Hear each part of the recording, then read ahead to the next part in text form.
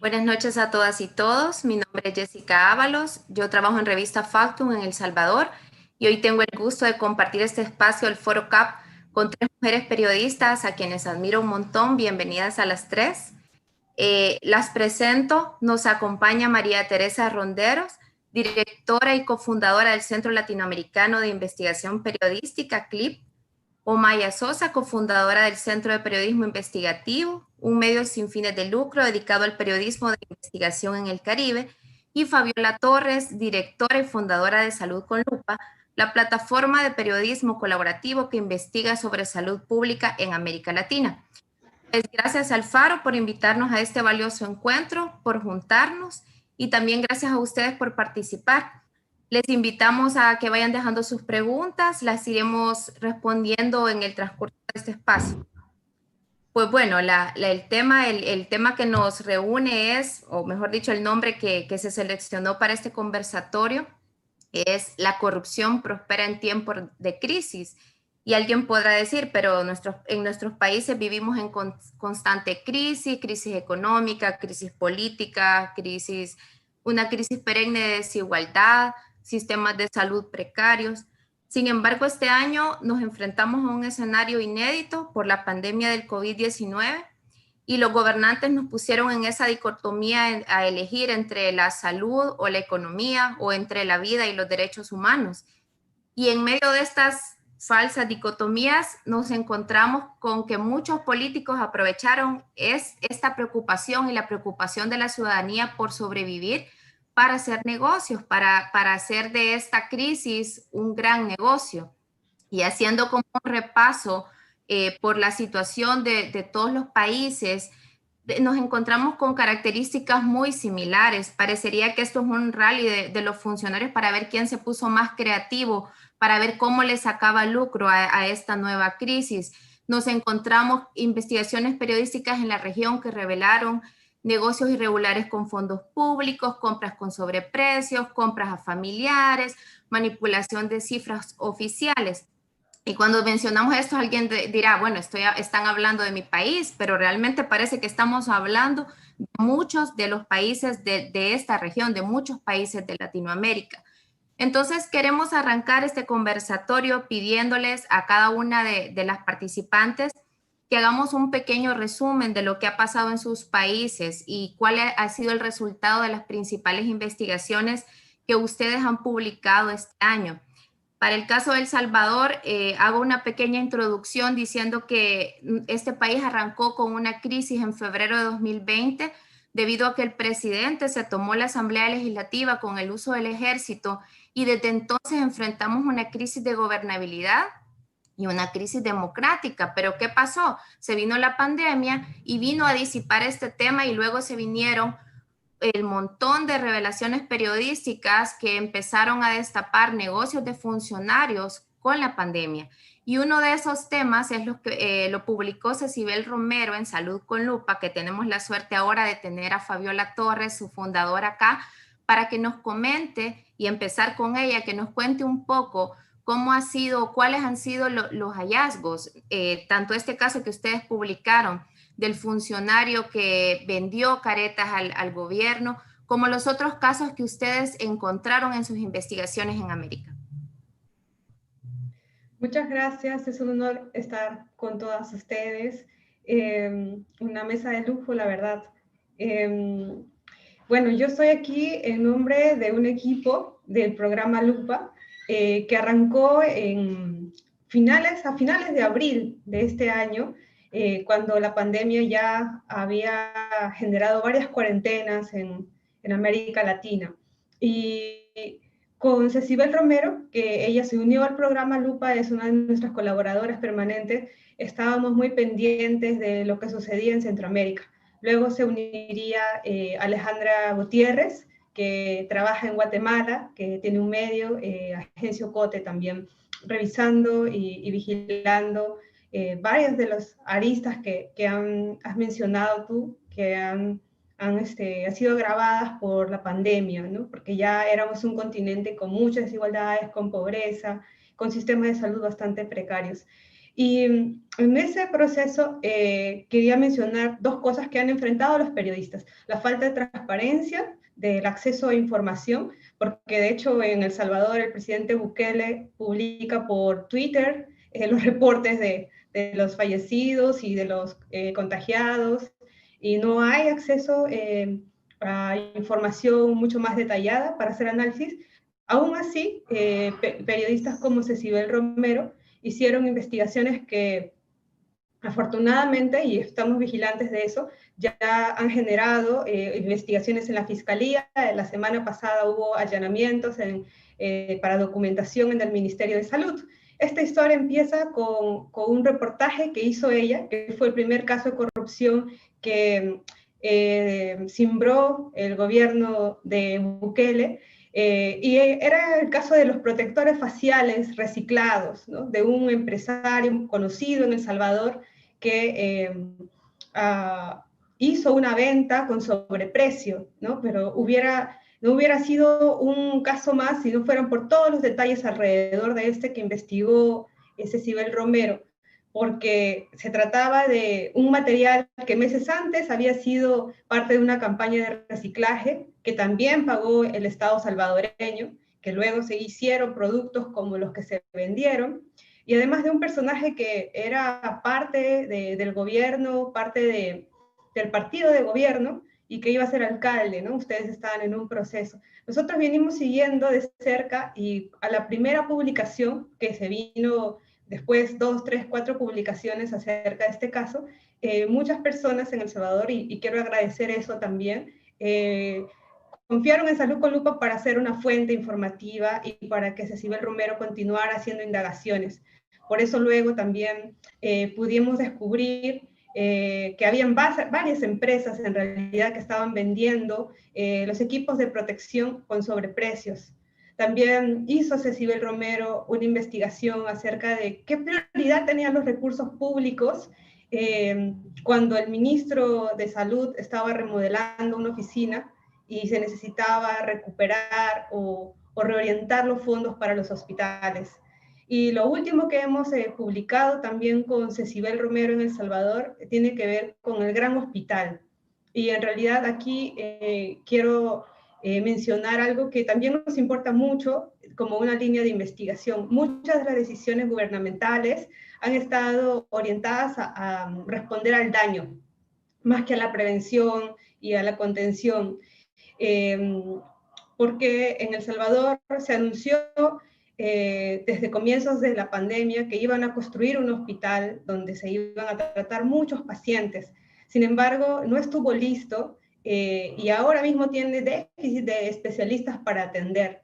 Entonces, se vio ahí cómo se quiso construir, como muchas veces hay gobiernos populistas o también malas decisiones de estrategias sanitarias y fórmulas de políticas públicas en salud. Se apostó por un hospital muy grande, donde era muy difícil tener todo el control y sobre todo de personal, y se abandonó el programa ECOS, que en realidad era una estrategia comunitaria en El Salvador para prevenir los brotes, ¿no?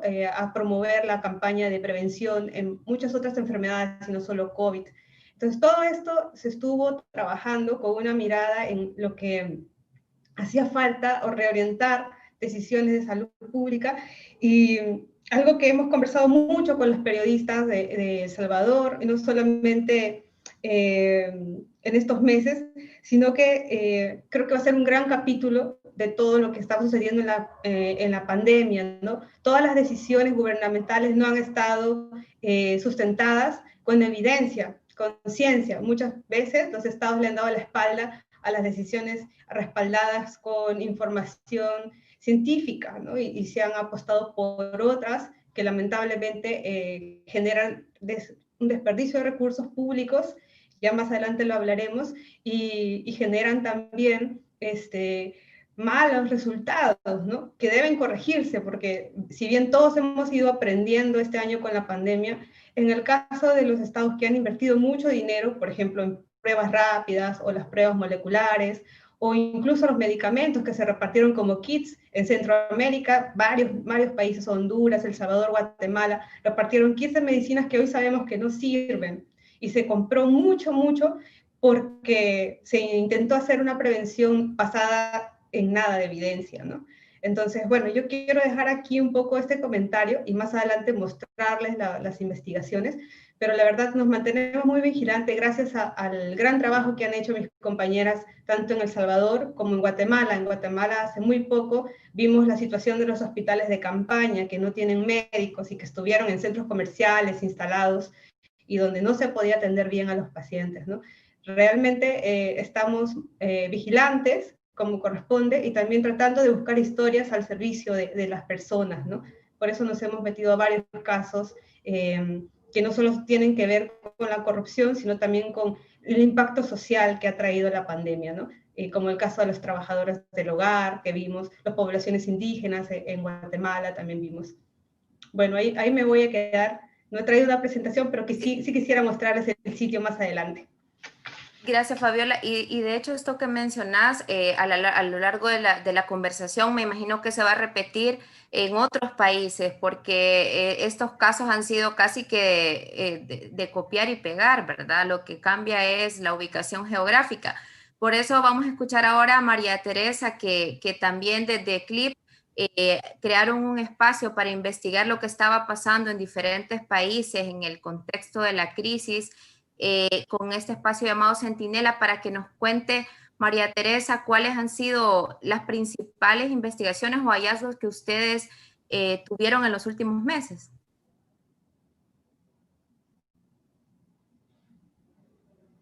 Sí. Gracias, Jessica, muy amable y muy interesante lo que nos cuenta Fabiola. Yo tengo una presentación, voy a pasar rápido, más que todo es para que vean las imágenes del proyecto y de lo que se hizo. Nosotros básicamente lo que nos propusimos fue a traer más transparencia y a hacer que los gobiernos rindan cuentas, porque como dijo Fabiola, aquí el problema es que mucha gente y muchos periodistas se sintieron muy cohibidos porque un poco quedaban contra la pared de que si no salía a criticar al gobierno no estaba siendo solidario con el manejo de la pandemia, con la dificultad que tenía el gobierno.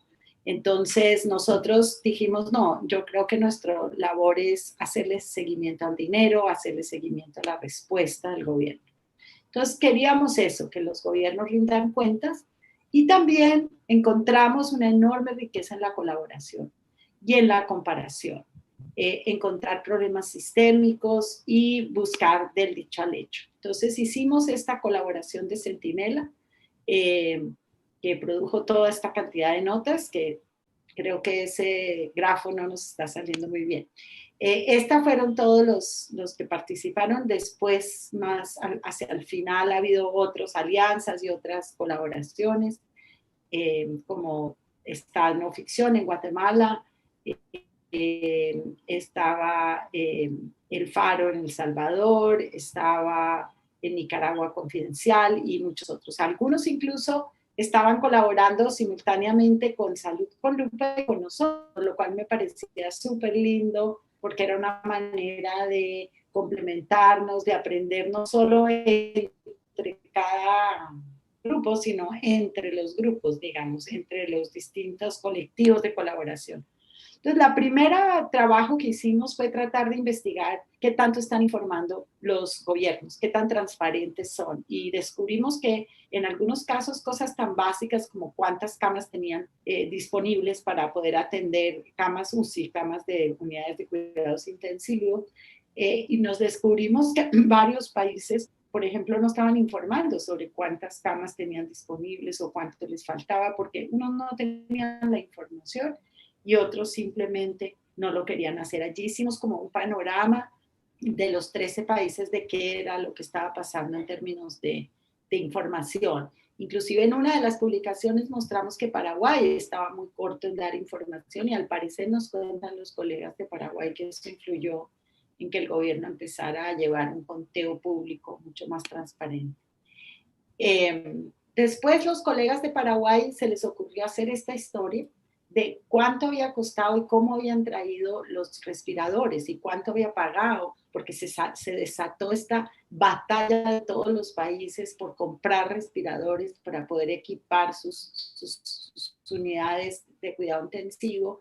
Y salieron todos a comprar cuando las grandes empresas productoras de respiradores se habían también concentrado, las habían prácticamente acaparado los grandes países. Entonces ellos salieron a ver y nosotros los acompañamos en esta investigación.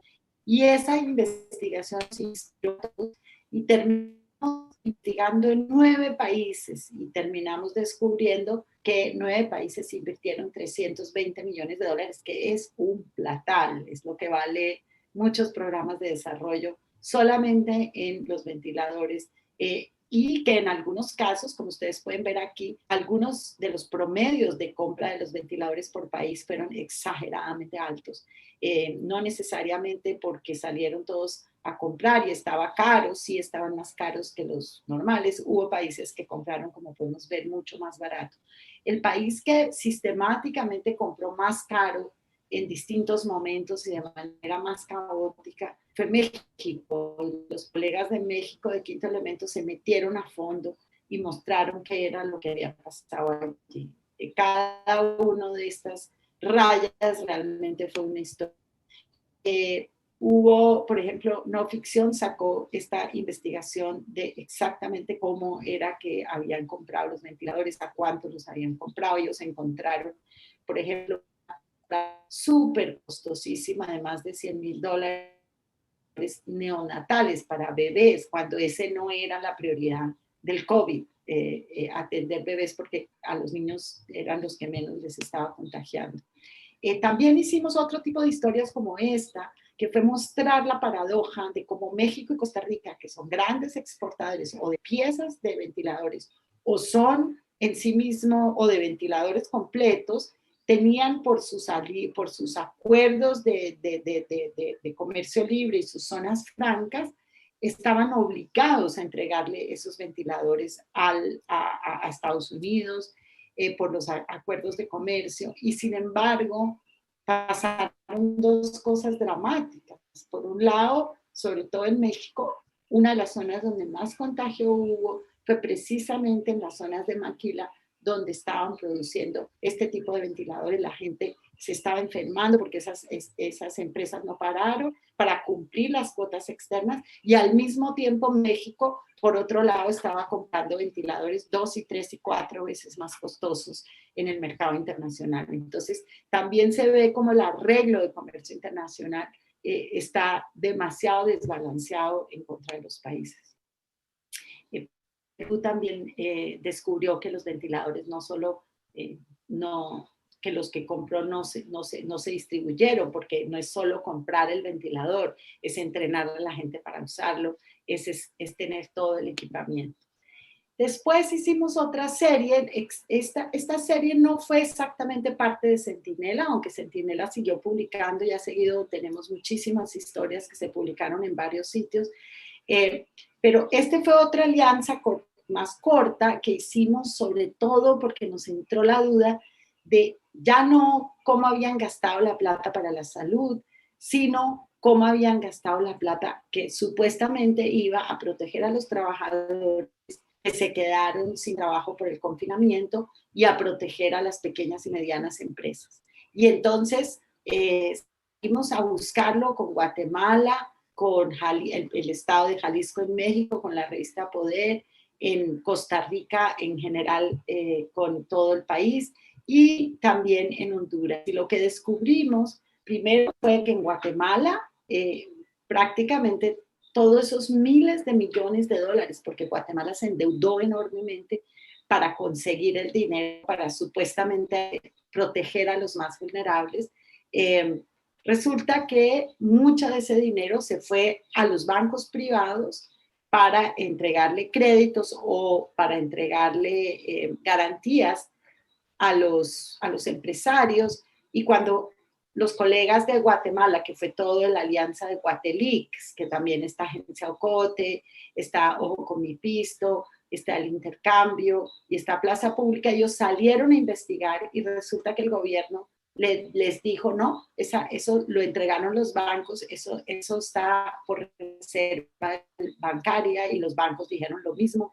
Y prácticamente encontraron muy poca información. Hubo solo un listado de empresas a cuyos empleados les pagaron el sueldo 3 meses el gobierno, que entregaron los listados de empresas y de empleados, pero sin aclarar absolutamente nada de a quién se lo estaban realmente, cuánta plata les dieron o en qué distribución, nada. Nosotros corrimos esa base de datos contra la base de datos de Guatecompras y descubrimos que 7,000 de esos beneficiarios ya eran contratistas del Estado.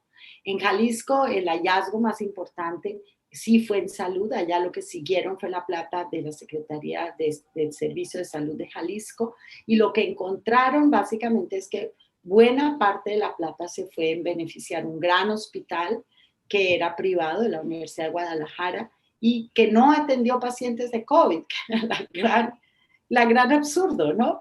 Se gasta un montón, ¿no? $3 millones o algo así en refaccionar un hospital que finalmente no atiende pacientes críticos de COVID. En Honduras los periodistas sí lograron, a pesar de que también la banca trató de parar que se supiera públicamente a quién se había beneficiado con los créditos o con las avales, y ellos sí encontraron, y también encontraron que gran parte, los más pequeños empresarios directamente no se beneficiaron, y tienen muchos testimonios y además no tienen la capacidad de dar los avales, etcétera, etcétera. Y los empresarios más grandotes, por ejemplo, un empresario que tiene grandes extensiones de palma, y que usó el dinero para comprar vehículos, para invertir en la palma, etcétera, realmente no era para eso el dinero en el que se endeudó gravemente un país pobre como Honduras. Nosotros estamos también todavía publicando, casi todos los trabajos que venimos trabajando tienen que ver con cómo los gobiernos protegieron o dejaron de proteger a los más vulnerables.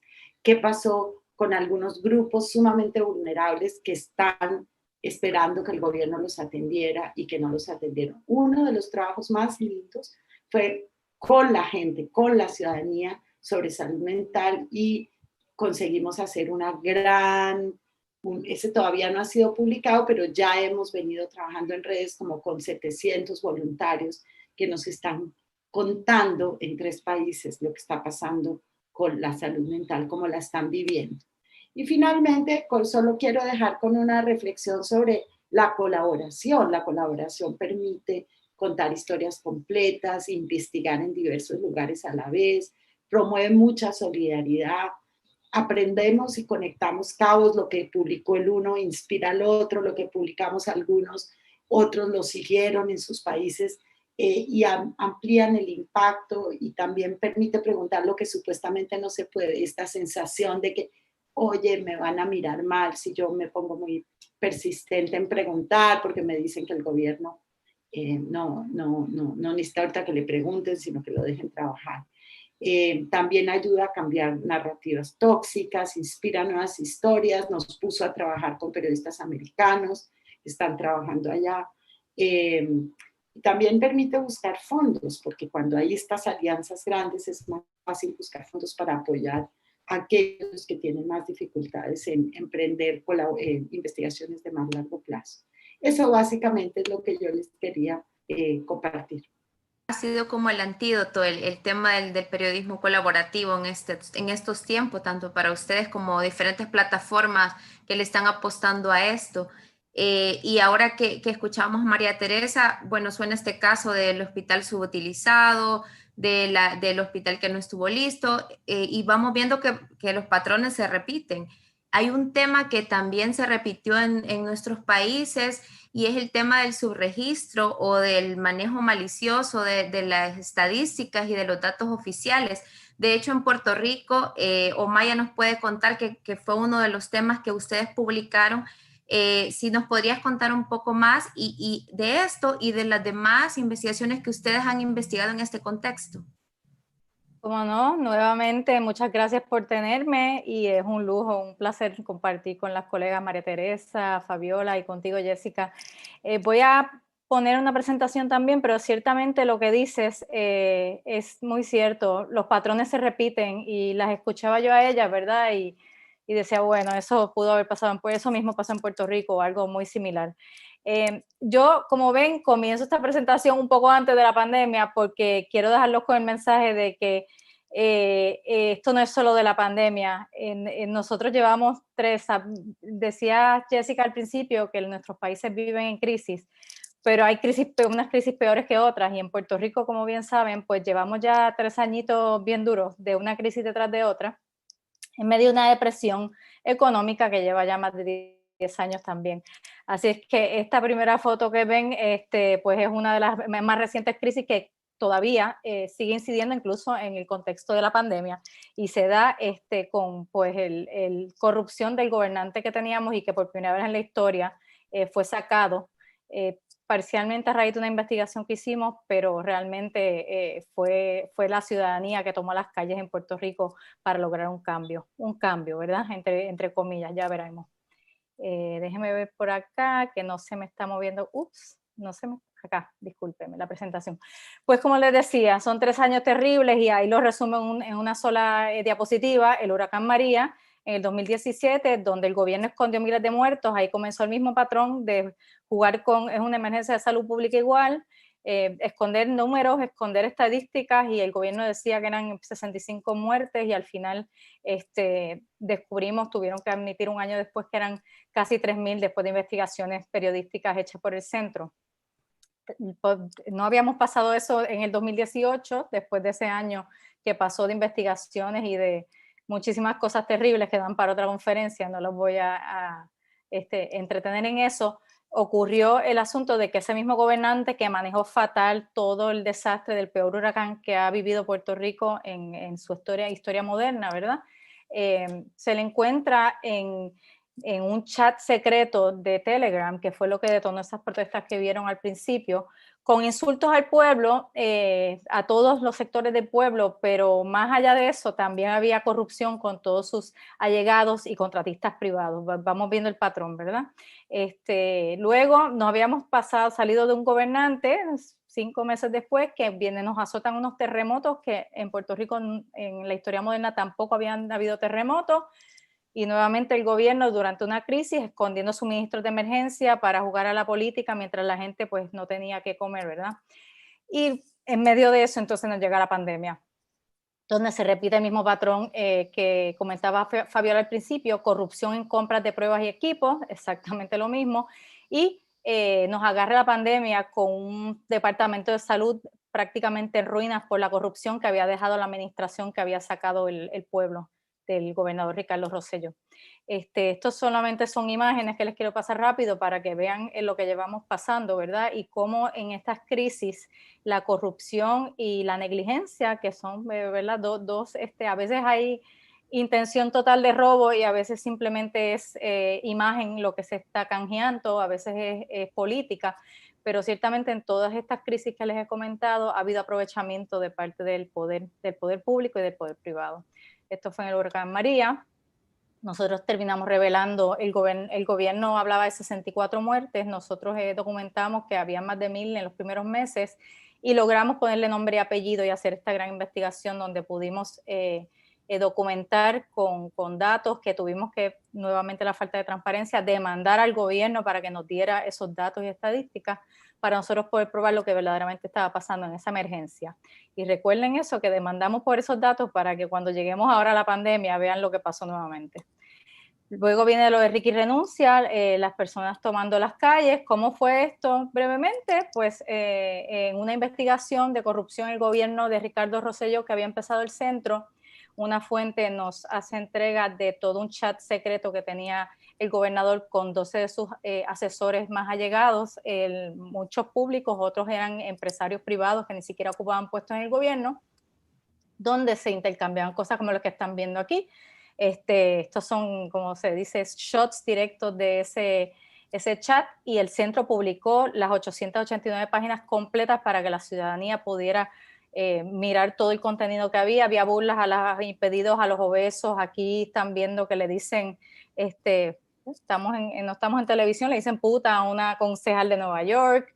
Este es el gobernador de Puerto Rico diciéndole barbaridades a la Junta que controla las finanzas de Puerto Rico, ¿verdad? Lo están mandando al diablo. Aquí es la gran frase que ellos se burlan hasta de su propio partido, ¿verdad? Se burlan de los puertorriqueños, los menosprecian a los obesos. Aquí están viendo una parte donde se burlan de los muertos de María, del huracán María que acabamos de pasar. Una cosa súper insensible de todo lo que vieron. Estas fueron las investigaciones que sacamos. Como dije, fuimos más allá de los insultos a probar que esas personas que estaban allí eran los que habilitaban el robo de fondos del gobierno de un país en crisis y en quiebra.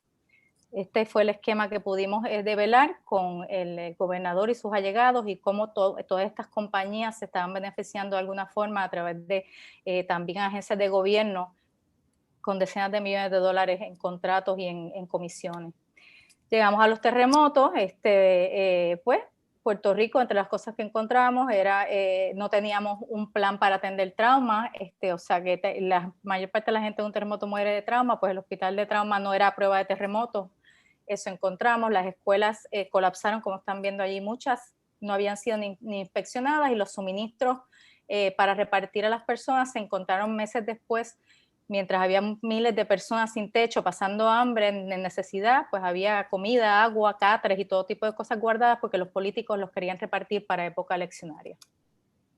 Llegamos a la pandemia. Así nos coge la pandemia y todo se vuelve a repetir, ¿no? Y sí, hemos hecho, yo diría que hemos publicado más de 15 investigaciones durante la pandemia, y no las voy a discutir todas aquí, pero entre las principales que encontramos rápidamente fue el asunto de la compra de suplidos que se repitió en toda América Latina, donde vinieron todas estas compañías busconas. Muchas veces eran compañías locales, pero que tenían intermediarios extranjeros, compañías que no tenían ninguna experiencia en compra de medicamentos, ni de químicos, ni de equipo protector. Por ejemplo, el caso más grande fue una compañía que cobró a sobreprecio pruebas rápidas, que hoy día sabemos que no sirven de nada, a $38 millones, comenzando la pandemia. Una compañía que se dedicaba a arreglar aires acondicionados de un allegado del partido en el poder, ¿verdad? Las pruebas nunca llegaron y Puerto Rico tuvo suerte que tuvimos uno de los encierros más estrictos que hubo en el continente al principio, porque si no, pues todos hubiesen pagado las consecuencias. Esas pruebas, como repito, pues nunca llegaron a Puerto Rico. Estos son otros de los títulos que encontramos. Aquí había un task force médico. El director, los médicos del task force particular, había muchos excelentes, pero había dos, incluyendo el director, intervinieron en esas compras como intermediarios con los allegados al partido político. Entonces hubo serios cuestionamientos de médicos, ¿verdad? Violentando su reglamento interno y su juramento de Hipócrates al estar interviniendo en este tipo de compras para favorecer a personas que no estaban capacitadas para esto. Y también, pues nada, ampliamos en ese tema de los ventiladores y de las compras y ventas terribles.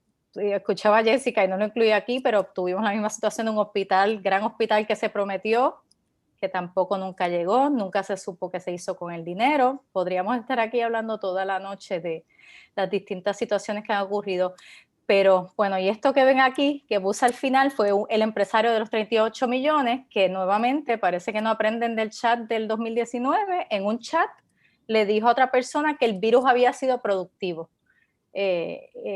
Y verdaderamente, pues la persona sabrán que se fue totalmente impune, hicieron unas vistas legislativas, al sol de hoy no le han radicado cargos ni ningún tipo de acusación a nadie en estos esquemas de compras, pese que había evidencias. Se hicieron semanas de vistas legislativas y pues estas personas todas se fueron. Y el partido que estaba en el poder, que era el mismo que estaba en el poder, que sacaron por corruptos en el verano pasado, pues lamentablemente parece que acaba de ganar nuevamente, aunque terminaremos con eso, porque sigue el caos en Puerto Rico hasta con las elecciones que no se pueden decidir.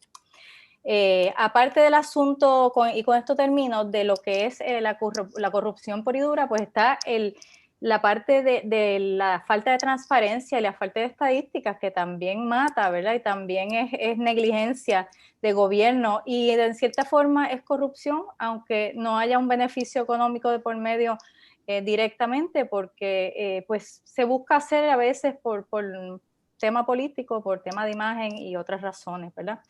Y nosotros entonces nos embarcamos en una investigación pidiendo los números oficiales de mortalidad en Puerto Rico para poder saber qué era lo que estaba pasando. En los primeros meses de la pandemia esas cifras no estaban fluyendo ni estaban disponibles y extrañamente tuvimos que volver al tribunal a demandar al gobierno por lo mismo que habíamos demandado 3 años antes para los muertos de María. O sea, ya teníamos una sentencia al tribunal diciendo que esta información era totalmente pública y ahí nos obligan en medio de la pandemia a volver a recurrir al tribunal a conseguir esas cifras, esa información. Agraciadamente el tribunal actuó súper rápido porque había un precedente y ¿qué hicimos? Como el gobierno no hacía el análisis, nos parecían muy bajas las cifras de muerte que se estaban reportando. La pandemia oficialmente empezó en marzo en Puerto Rico, alrededor del 15 de marzo, y esos primeros meses, pues ellos incluso, este Task Force médico cantaba victoria de que éramos la Nueva Zelanda del Caribe y aquí todo era fabuloso, pero la realidad era que, como vieron al principio, todo se entrelaza, no habían pruebas. ¿Cómo vamos a saber si la gente muere de COVID si no hay pruebas para saber que la gente está muriendo de COVID, ¿verdad? Entonces nosotros nos embarcamos en un proyecto bastante complicado y ambicioso con la colaboración de profesionales de epidemiología y de distintas especialidades clínicas como lo son los infectólogos, para nosotros entonces ver toda la base de mortalidad, ver de qué estaba muriendo la gente y cuánta gente estaba muriendo en general en Puerto Rico esos meses, comparar con 5 años previos y hacer un análisis epidemiológico a ver si la gente se estaba muriendo de enfermedades más y de enfermedades compatibles con una muerte por COVID, ¿verdad? Que pudo haber estado relacionado. Así que no los aburro con todos los detalles, pero pues se hizo todo esto que se ve poco aquí, pero que realmente nos tomó muchos meses hacerlo. Y esto fue lo que encontramos. Encontramos que esa raya roja que ven es que había un exceso de muertes en Puerto Rico que era mucho mayor durante esos meses a las muertes que estaban siendo documentadas por COVID. Y que en parte estaba enmascarado porque durante esos meses que estuvimos bastante cerrados, que fueron los primeros 2 a 3 meses en Puerto Rico, pues las muertes por lo que le llamamos causas externas, que son homicidios, accidentes de tránsito y todo tipo de accidentes, se redujeron dramáticamente y entonces la cifra total de muertes no parecía haber subido tanto, pero cuando uno descuenta esa sombra que ven allá abajo, pues nos damos cuenta que el exceso de muertes por otro tipo de causas, que casualmente muchas estaban ligadas de alguna forma al COVID, ¿verdad? Son compatibles con COVID, es imposible uno determinar que fueron causadas por COVID porque no existe la prueba, pues subieron. Estamos hablando de muertes respiratorias, de muertes que tienen que ver con causas vasculares, de muertes que tienen que ver con pacientes endocrinos, como lo son la diabetes y demás. Y muertes neurológicas. Y también tiramos este tipo de curvas de qué era lo que estaba pasando y como ven, pues mientras el gobierno cantaba victoria en esta línea amarilla, era que simplemente no había pruebas.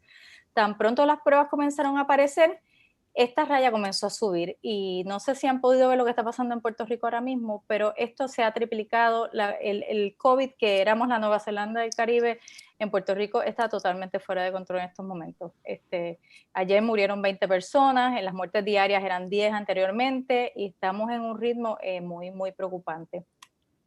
Con esto termino, pues les digo que como pensando como si esto fuera poco, mientras estamos encerrados con la pandemia, más corrupción asociada a la pandemia, se acaban de dar unas elecciones súper atípicas. Mientras estábamos encerrados a 2 o 3 meses de las elecciones, los legisladores y la gobernadora no fue electa, sino que quedó en su lugar tras la salida de Ricardo Rosselló, aprobaron un nuevo código electoral en medio de la pandemia que beneficiaba en gran medida al partido que está en el poder. O sea que eso pues es corrupción totalmente desde nuestro punto de vista. Las elecciones fueron un caos. Entre las cosas que han pasado en las últimas, todos los días pasa algo nuevo, pero han aparecido maletines que le llamamos nosotros cajas con papeletas de votos por todos lados, En un momento llegaron a aparecer 182 maletines, no se sabía ni qué había dentro de los maletines. Luego se encontró que eran 46,000 papeletas que no habían sido contadas, tarjetas de memoria con votos que no se han transmitido, máquinas el día de la elección que no leían las papeletas, no hay listados de las papeletas de los votos ausentes y de los votos por adelantado, donde los partidos de oposición, que todos se han unido en esto, plantean que hubo algún tipo, ¿verdad?, de esquema para robarse las elecciones. Y los candidatos a 2 semanas casi de las elecciones no han podido ser certificados, ni siquiera el gobernador de Puerto Rico, que es la figura más importante en la política del país. Hay unas certificaciones preliminares, pero muchos entienden también totalmente inadecuadamente y corruptamente han comenzado unos procesos de transición sin haber sido certificados como ganadores. Hay contiendas tan cerradas como por 100 y pico de votos y está todo este caos. Hoy mismo hace 3 horas se dio un motín aquí, así que nada, con esto los dejo. La juventud son los que están liderando el cambio en Puerto Rico y son, como decía alguna de ustedes, la generación que nos está dejando aquí en Puerto Rico. Y va para largo esto. Y al escucharte, y bueno, y vemos que cada vez que una habla, nos damos cuenta que va apareciendo un caso parecido, repetido, que tiene muchas características similares al que contó la anterior. Y por eso me gustaría que María Teresa nos ayudara a responder a esta pregunta de cómo es que siendo países tan distintos, encontramos estos patrones de corrupción tan parecidos, porque nos encontramos, luego de escucharlas a las tres, luego de recordar los casos que se han dado en El Salvador, nos damos cuenta de que prácticamente se repiten, pese a las diferencias que tenemos en esto, sí, como que si se hubiese hecho con el mismo guión en diferentes países. ¿Qué, en su opinión, María Teresa, por qué, si somos países tan distintos, es que estos patrones se parecen tanto? Bueno, yo creo que sí, se parecen los patrones, aunque son un poco distintos cuando uno ya va mirando al fondo de los temas. Yo creo que hay una batalla por la transparencia que ha sido, no es que esto sea nuevo en América Latina, la corrupción o el intento de tapar o de no generar transparencia. Lo que yo creo es que, más bien al contrario, yo creo que muchas de estas cosas pasaron y han pasado, solo que no había tanta presión por transparencia y tanta vigilancia. Y la tecnología nos ha permitido también procesar una cantidad de datos enormes como lo que hicieron Omaira o lo que hicieron en Guatemala o lo que ha hecho Fabiola con los tapabocas. La posibilidad de comparar y de procesar una cantidad de data enorme que antes era imposible. Entonces antes nos podían mentir y no teníamos manera de contrarrestar al gobierno o de sacar. Yo creo que hay un poco de eso. La otra cosa, obviamente, tiene que ver con unos sistemas políticos que tienen muchos huecos, unos sistemas políticos que, como decía un cómico colombiano, son funcionarios públicos que no le funcionan al público, le funcionan es a ellos mismos. Y entonces, a veces, pues no existen mecanismos de control público, los partidos políticos están muy debilitados, entonces los partidos de oposición tampoco hacen la tarea y también muchas veces los propios procesos del Estado están llenos de huecos y ningún interés para arreglarlos, porque son ellos mismos los que se están beneficiando. O sea, cuando un político dice el virus nos salió negocio, ¿cómo fue que decía, Omar? El virus fue productivo. El virus fue productivo, pues con ese tipo de ética pública. Y también yo creo que hay que hacer una pregunta a quienes forman a esos políticos, a las universidades, a los colegios, ¿no? Que están formando esos políticos y que quizás no han sido, o por lo menos han fracasado en parte en desarrollar como un liderazgo más ético. Yo creo que hay gente muy ética en la política, pero generalmente está más sola, le toca batallar más duro. Pero el papel del periodismo, yo en eso sí soy optimista. Yo creo que hace 10 o 15 años no había Fabiolas siguiendo la salud en el continente sistemáticamente, no había un centro de investigación en el Caribe como el centro que dirige Mayra. No había el trabajo como el de CLIP y como el de todos los colegas, porque CLIP no podría hacer nada sin todos esos grupos que están en el terreno investigando y usando la tecnología precisamente para traer más transparencia. Gracias, María Teresa. De hecho, esa era una pregunta que tenía para Fabiola, porque una de esas debilidades o esos huecos en los que nos enfrentamos es justamente, y ya se ha mencionado acá, la escasez de datos fiables y la desacreditación del trabajo periodístico, porque en todos nuestros países estamos viendo que ante la publicación de una investigación, la solución, atacar al periodista, atacar al medio, y no dar una explicación o una respuesta por la investigación que se ha publicado. Entonces, quería preguntarte, Fabiola, en este escenario en el que nos enfrentamos a eso, a una escasez de datos fiables y a una desacreditación de nuestro trabajo, ¿qué podemos hacer nosotras las periodistas, nosotros los periodistas para seguir revelando o destapando estos abusos o mal uso de dinero público?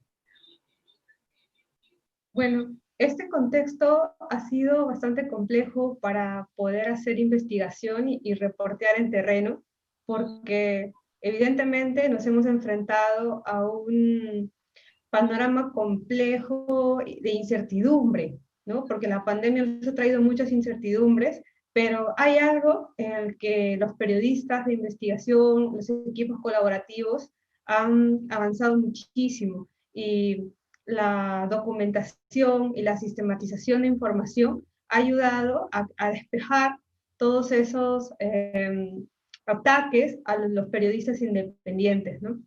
Además, porque quiero hacer mención de algo que Yao Maya lo mencionaba en el contexto en realidad global, ¿no? La pandemia nos agarró en un momento de crisis de gobernanza. En Sudamérica teníamos Chile, Ecuador, Bolivia, ahora mismo Perú, y ha sido una crisis de gobernanza donde justamente los gobiernos, los estados, no tenían la confianza de las personas, y generar una confianza para que puedan acatar incluso las estrategias sanitarias ha sido bastante duro. Y en ese contexto, como siempre ocurre en catástrofes, los tomadores de decisiones y políticos que no tienen ética han aprovechado para hacer un mal uso de las normas que exoneran las disposiciones de compras en emergencia. Entonces no se ha hecho mucha supervisión. ¿Y quiénes están haciendo? ¿Quiénes son la Contraloría en este momento en El Salvador, en Honduras, en Guatemala, en Perú? Son casos que hemos documentado, y también colegas en Argentina y Colombia, los periodistas de investigación independientes, que están haciendo un trabajo de documentación de lo que ha venido ocurriendo, y en realidad son capítulos, como siempre lo conversamos, que dan como para todo un registro que podría ser un capítulo de un solo libro sobre las decisiones que se han tomado en el momento de la pandemia, ¿no? Entonces, una de las cosas que ha sido muy poco probable en las investigaciones que se han publicado, tanto en Salud con Lupa como también en los medios de mis colegas, es que hayan podido ser desacreditadas, porque ha habido un esfuerzo muy grande de sistematización de datos. Y lo otro también es que el apoyo, nosotros estamos en Lima, Perú, y estamos ayudando a impulsar una agenda investigativa que hacen mis colegas en Centroamérica, en El Salvador, Cecibel, y en Guatemala, Alejandra. Y sucede que muchos de los ataques venían contra el medio, ¿no? Hace muy poco nosotros también miramos con preocupación cómo el Faro fue atacado por el mismo gobierno por las investigaciones que se vinieron publicando alrededor de la pandemia, porque muchos eran casos de corrupción relacionados con las medidas de emergencia y compras, ¿no? Y pues a nosotros hemos visto el crecimiento de nuestra audiencia, de seguidores, que obviamente habían incluso personas que trataban de desacreditar nuestro trabajo o personalmente a los investigadores, y era imposible que pudieran decir algo que tuviera asidero, porque era bastante contundente lo que se ha publicado, ¿no? Y gracias a eso se ha podido anular un contrato. El mismo ministro de Salud, el contrato que hizo para su remodelación de oficina hace muy pocos días, la Fiscalía ya está investigando, pero también sabemos que somos sistemas democráticos débiles, que si no sigue la prensa vigilando, es probable que no termine en justicia, ¿no? Que es lo que se espera, y que haya una rendición de cuentas, un escrutinio público, ¿no? Entonces yo me atrevería a decir que en realidad la Contraloría de este tiempo de pandemia ha sido el periodismo de investigación, y estoy muy orgullosa del trabajo de mis colegas, y estamos haciéndolo en un momento muy crítico en el que el periodismo no puede perder la confianza. De hecho, en estos días estoy algo trasnochada porque hicimos una cobertura extraordinaria de lo que ha venido sucediendo en Perú. Y no quisiera hablar del contexto, sino de lo que significa. En todos estos 9 días, las personas que han salido masivamente a las calles han confiado en los medios independientes, porque mientras las cadenas de televisión pasaban su programación habitual y no lo que sucedía en el país, se han informado a través del Internet. Y eso ha fortalecido mucho el trabajo de los periodistas porque creen en nosotros, están pendientes de lo que publicamos. Entonces también ahí hay una relación de confianza que no hemos quebrado y que no pensamos quebrar por más que haya muchas presiones de por medio, ¿no? Eso es lo que ha sucedido y bueno, este es el contexto y creo que María Teresa puede decir, esto no es de ahora, en realidad hay muchos momentos muy críticos en el continente que hemos pasado. Quizás se nos han juntado, como decía alguien en televisión ayer, un colega, las 7 plagas en este año, porque tenemos tantos conflictos acumulados, pero vamos a salir adelante, ¿no? Y no estamos hablando acá de lo positivo, pero también ha habido, yo creo que esta pandemia también nos ha hecho más humanos, ¿no? Yo veo, sobre todo en la generación más joven, con la que he estado conversando mucho estas semanas, ese espíritu de bienestar colectivo que sí se entiende, ¿no? Que ahora lo entiende mucho mejor. Y creo que la pandemia también nos ayuda a recuperar eso. Quiero dejar ahí este comentario, porque la verdad estamos viviendo tiempos muy convulsionados, pero también espero que nos lleven a cambios y a reformas en un futuro, ¿no? Gracias, Fabiola. Yo veía un comentario de Omaya que me llamaba mucho la atención en cuanto a la relación con las audiencias. Y me recuerdo de esto ahora que mencionás justamente, Fabiola, el tema de la relación de nosotros, las periodistas o los periodistas con las audiencias. Y es porque, no sé si ha pasado en sus países, pero cuando se publica un caso de corrupción o un caso de un negocio sospechoso, que favoreció a su familia, el comentario o suelen aparecer comentarios que dicen, no importa que el protector facial $5 si en los gobiernos anteriores ni tan siquiera me regalaban nada. Es decir, ha habido como una justificación de que se pague más o que se le compre a la familia de un funcionario. Y no sé si esto tenga que ver más con el tema de que todos estábamos preocupados por, como decíamos al inicio, sobrevivir, un tema de instinto de supervivencia. Pero te quería preguntar, Omaya, si en el caso de ustedes, ¿cuál fue o cuál es la respuesta que tienen de sus audiencias cuando ustedes desde el periodismo son los contralores que mencionaba Fabiola y que mencionaba María Teresa, que desde el periodismo se está haciendo la función que quizá han dejado de hacer nuestras fiscalías, nuestras cortes? ¿Cuál es la respuesta que ustedes perciben?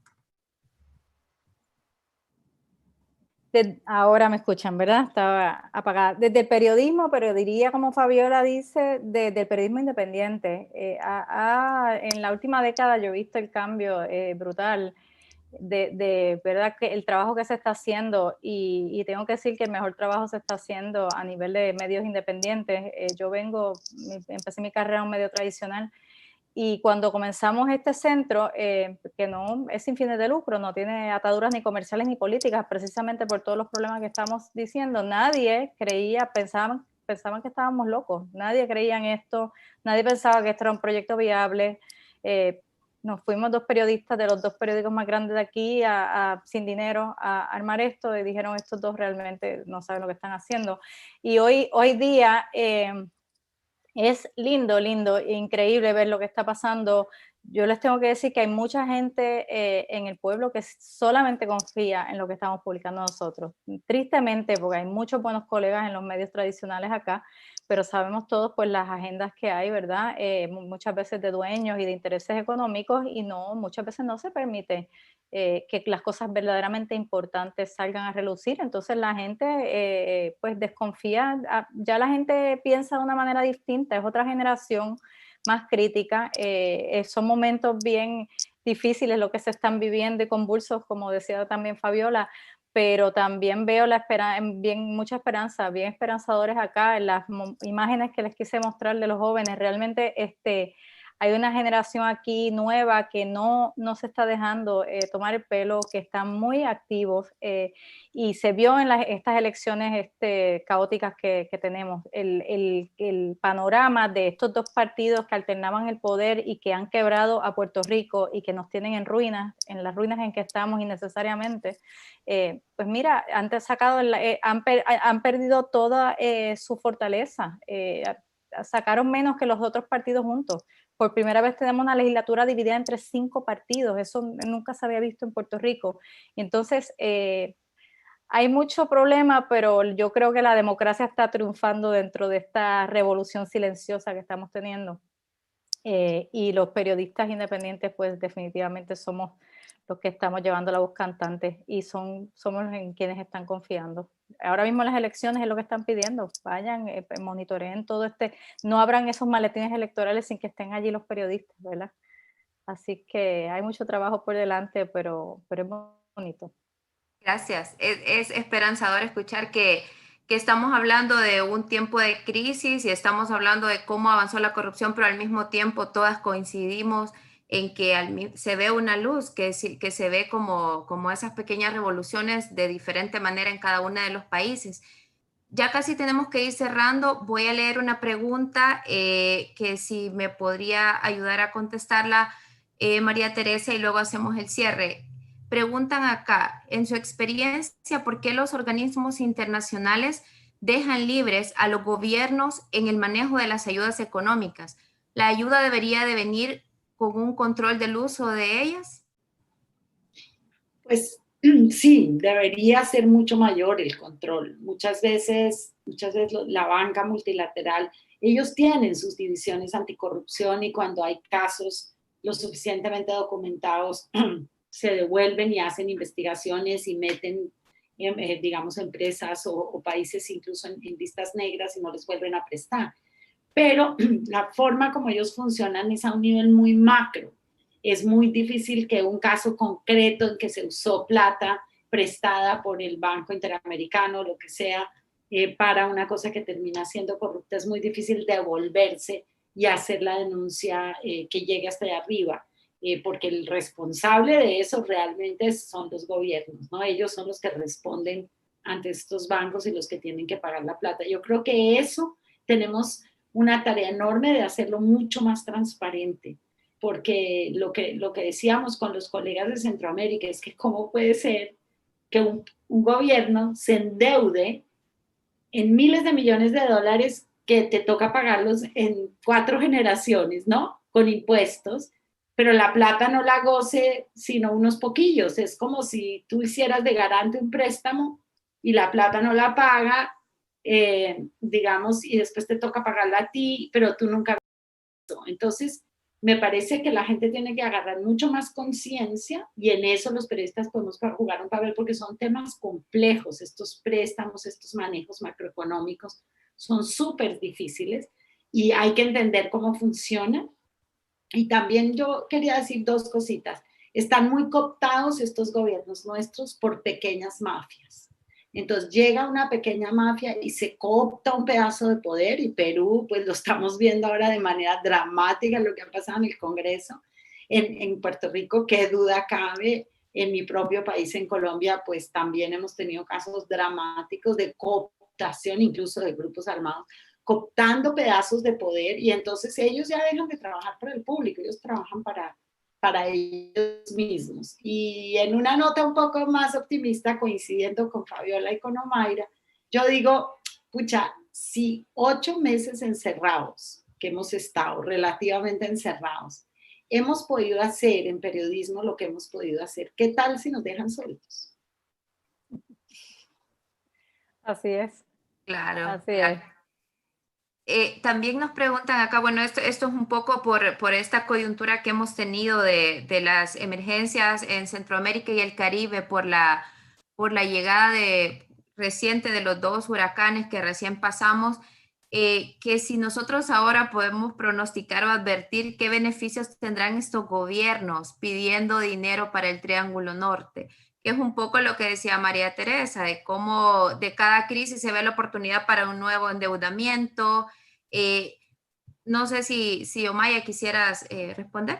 Bueno, la experiencia que tuvimos, ¿verdad? Nosotros, como saben, tenemos una situación particular por ser territorio o colonia, bien dicho, que es otro de los grandes problemas que tenemos de los Estados Unidos, que las ayudas se manejan diferentes, pero creo que las situaciones son las mismas. Verdaderamente todo lo que hemos discutido aquí aplica también a Puerto Rico y el tema que más me preocupa a mí, que es la impunidad, que nosotros seguimos denunciando estas cosas y verdaderamente a nivel, por lo menos en Puerto Rico, a nivel de justicia no ocurre nunca nada, absolutamente nada. Pero en términos de cómo se benefician de los desastres, pues hay personas que se dedican a seguir desastres para beneficiarse, empresarios, políticos, y aquí mientras la gente se estaba muriendo en el huracán María, se estaban reuniendo en un hotel al lado del centro de emergencia a repartirse los contratos. Y eso empezó en el 2017 y todavía hoy, por lo mucho que han tardado los fondos que venían para Puerto Rico, está ocurriendo lo mismo y es mucho dinero. Y las cosas, entonces, la gente que verdaderamente necesita, lo que llega es muy poco o les llega mal hecho. Aquí contrataron gente para arreglar residencias destruidas y entonces pues fueron una compañía que le metía la puerta que no cerraba, la ventana, o sea, simplemente sin ninguna conciencia. Y muchas veces pues beneficiando compañías de aquí, de Puerto Rico, y de fuera de Puerto Rico, que es el reto que tenemos y es parte de la belleza de las colaboraciones, porque hay muchos intermediarios extranjeros, a veces en Estados Unidos, a veces en América Latina, beneficiándose de esto y la ayuda que llega es poca. La política, los amiguismos y el poder están de por medio repartiéndose el dinero. Perfecto. Vamos a cerrar con una pregunta ya, la última para las tres, que les pido la contesten brevemente. Hemos dicho acá durante toda esta conversación que han salido casos muy repetidos en diferente escala, con esquemas muy similares. Y algo que acaba de decir Omaya es esa palabra que siempre que hablamos de corrupción y que siempre hablamos de transparencia aparece, que es el mal endémico de esta región, que es el tema de la impunidad. ¿Ustedes creen que dentro de esta nueva gran crisis que tenemos se ha perpetuado o se ha consolidado este tema de impunidad en nuestros países? ¿Que los políticos creen que pueden seguir lucrándose de estas crisis o de estas emergencias sin tener ninguna consecuencia? Con esa pregunta le voy a pedir a cada una que cierre brevemente, porque ya casi que tenemos que ir cortando, pero realmente ha sido súper enriquecedor la plática. Gracias, Jessica. Bueno, empiezo yo. Sí. Ok. Bueno, yo creo que lo que en realidad la pandemia ha venido a agravar o a mostrarnos de una manera mucho más frontal es lo que ya veníamos viviendo, ¿no? Hace un momento María Teresa mencionó cómo sectores o grupos de poder que están en este momento en puestos muy claves del Estado han cooptado aparatos para poder beneficiar sus negocios, ¿no? Esto lo estamos viviendo en este momento y es como una red, por eso es que es tan importante investigar en red la corrupción. Los casos vinculados a empresas constructoras, al caso de Lavajato, muchos de estos políticos en mi país y también en el continente han estado vinculados, están buscando impunidad y están buscando justamente en este momento, como a río revuelto, generar una inestabilidad en los gobiernos, ¿no? Esto es un factor que básicamente con la pandemia se ha intentado agravar. Yo he visto todos estos meses cómo el Congreso de mi país ha sido totalmente irrelevante a una situación tan crítica humanitaria y sanitaria y tener que seguir por Zoom sus sesiones larguísimas de espaldas al país, ha sido como que están totalmente desconectados, ¿no? Es como, ahora por eso en mi país han acuñado el término, esta generación del bicentenario de los jóvenes versus los dinosaurios, ¿no? Porque no entienden las necesidades de las personas. Ahora, lo que cabe para poder recuperar, no solamente nosotros estamos en un gobierno transitorio, muchos países como Chile están en reformas, en procesos de reforma, cabe tener una ciudadanía muy vigilante y bien informada, ¿no? Porque también no ha sido una discusión acá este tema de la desinformación, pero es increíble cómo hasta ahora hay personas que niegan el virus, hay personas que no se cuidan por eso, y cómo también estos mismos grupos que incluso están fácilmente descritos ahora, porque ha sido muy, muy evidente, ¿no? Son los que casi como los fans de Donald Trump, la derecha, en mi país hay una forma de cómo se les denomina, la derecha bruta y chorada, le dicen aquí en mi país, DBA.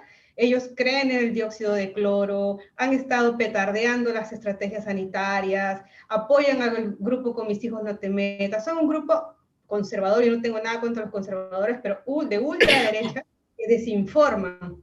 Y ellos son los que han hace muy poco querido tomar el poder, ¿no? Y no es una cosa de Perú, a nivel regional y global hay toda una corriente y grupos de poder que quieren también tener esta agenda, ¿no? E imponerla. Entonces, nos toca ser muy vigilantes, ¿no? Y también mantener a las personas bien informadas para que se cuiden, porque en este momento sí la información es una diferencia entre cuidar tu salud o poner en riesgo tu vida. Gracias, Fabiola. María Teresa. Pues yo quisiera como cerrar la conversación con un mensaje un poco optimista. Yo sí creo que esto es una batalla. La democracia no, la gente se la imagina como un lugar a donde llegamos, y no es un lugar a donde llegamos. La democracia es esta batalla. Esta es la democracia, mientras se pueda, ¿no? En algunos países ya no se puede, ya callaron a la gente. En Salvador están empezando a ver algunos síntomas peligrosos de que quieren callar a los que ayudan a hacer la democracia, a que ayudan a que haya esta batalla donde las sociedades van progresando de alguna manera. En mi país, en Colombia, ha habido jueces y fiscales sumamente valientes que se han jugado la vida, que se han muerto, muchos de ellos tratando de defender o de luchar contra la impunidad. Aquí hubo una Corte Suprema que mandó 68 congresistas a la cárcel y a algunos de ellos los condenó a pena máxima de prisión por haber estado involucrados en muertes y en masacres. Entonces yo creo que uno no puede hablar de que hay impunidad en todas partes, no, creo que hay bolsones de impunidad, y sí creo lo que dice Fabiola, el periodismo un papel fundamental en llamar la atención, en movilizar a la gente, en que la gente se enganche con algo en lo que cree, porque la desinformación lo peor es que la gente deja de creer. Yo siempre hago esa comparación, es si la gente se informa con información chatarra, se le daña la mente, lo mismo que si la gente come comida chatarra se le daña el cuerpo, o sea, es igual, y la gente no está consciente de eso, y yo creo que tenemos que hacer mucho más conciencia, que la gente tiene que hacer un esfuerzo, así como se alimenta bien para vivir mejor, también tiene que informarse mejor para pensar mejor, para entender más cuáles son realmente sus problemas, porque si no, esta ola de desinformación deliberada, creada por estos grupos interesados y de presión, va a terminar la gente muy mal. Y yo creo que la influencia del trumpismo y de la manera, no necesariamente exactamente de Trump, sino de esa manera de ser, ese estilo, que no es derecha ni izquierda, digo yo, es un estilo de que yo puedo hacer lo que me da la gana y no pasa nada. Y yo creo que eso se nos infectó en todo nuestro continente, en derechas y en izquierdas, y nos toca pelear contra eso, ¿no? Contra decir, no, sí pasa y usted sí es responsable, ¿no? Perfecto, gracias María Teresa. Omaya. Pues impunidad, María Teresa. Yo tristemente tengo que decir que en Puerto Rico estamos considero que en nuestro peor momento de impunidad desde que yo tengo uso de razón y llevo 25 años ejerciendo el periodismo. Verdaderamente aquí no pasa nada, no se procesa a nadie por nada, las cosas están claramente probadas con evidencia. Aquí nada llega a ninguna parte y esa parte pues nos da mucha tristeza y mucha frustración, pero terminando también una nota positiva, tengo que decir que igualmente es la vez que más activa he visto a la ciudadanía y creo que esto no lo van a resolver los políticos. Aquí sí tenemos jueces también muy valientes que hacen cosas, pero los casos tienen que llegar a donde ellos, ¿verdad? Y el problema es que ni siquiera llegan a donde los jueces, lo que son muchos de los casos de corrupción, la mayoría, los importantes, ninguno llega. Pero la gente ya está harta. Entonces están tomando la justicia como hicieron con el gobernador Ricardo Rosselló en sus propias manos. Y lo que ocurre es que esa generación joven creció con la sombra de la quiebra, de la deuda. Hablabas ahorita ¿verdad? Del endeudamiento, María Teresa, de países en Centroamérica, de cómo un gobierno puede endeudar a generaciones futuras. Pues aquí por varias décadas nuestros gobiernos de estos dos partidos tradicionales han endeudado a Puerto Rico por 72,000 millones de dólares y endeudaron a mis nietos que no han nacido. Estos jóvenes que están... La plata no la vio la gente, la plata no la vio la gente. También No, aquí en El entonces Salvador. estos chicos no tienen trabajo, no tienen, o sea, ellos no tienen nada que perder y lo que les han dejado es, ¿verdad? Palabras impublicables aquí, o sea, así es que ellos están claros en que no le deben nada a nadie y esto de que si me acomodas o me beneficias, ya ellos no se benefician de nada. Así es que yo creo que no solo en Puerto Rico, en todos nuestros países, la ciudadanía y las organizaciones cívicas son las que van a tener que exigir y seguir siendo más activas para que esta impunidad cambie. Sí, bueno, es reconfortante escuchar que el mensaje de las tres es esperanzador porque a pesar de que sí estamos teniendo escenarios complicados, no todo está perdido, como dice Fito. Porque hablamos acá de que es importante que tanto desde el periodismo como en la ciudadanía nos recordemos o le recordemos a nuestros funcionarios que todo al final va a tener consecuencias y aunque a lo mejor en el caso de Puerto Rico se vea más lejos la posibilidad de que las consecuencias sean inmediatas, pero eventualmente llegará. En el caso de El Salvador, luego de escucharlas, encuentro tantas cosas parecidas de lo que está pasando aquí, de esto que decía María Teresa, de que tenemos estos estilos de gobierno, de personajes que creen que pueden hacer lo que quieran y que nadie les cuestione por ello, pero al mismo tiempo, en ese escenario tan complejo, es interesante escuchar que desde el periodismo, cuando creemos que en estas crisis o estas nuevas crisis, las defensas de la transparencia están bajas, es justamente el periodismo el que va a hacer este trabajo de subirle nuevamente las defensas a este sistema inmunológico de la transparencia, que es el que puede hacer que estos sistemas, que nuestros países avancen o que salgamos de ese eterno agujero negro en el que nos mantenemos, ya sea por una crisis o la otra.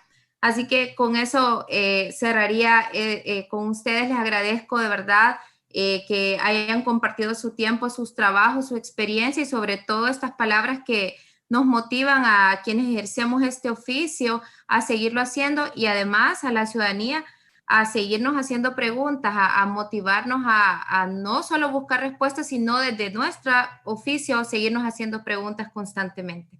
Así que gracias nuevamente por haber participado, gracias también al foro y gracias también a quienes nos acompañaron esta noche. Muchas gracias a todos y al foro. A ustedes. Un gusto. Gracias, buenas noches a todos. Buenas noches. A todas.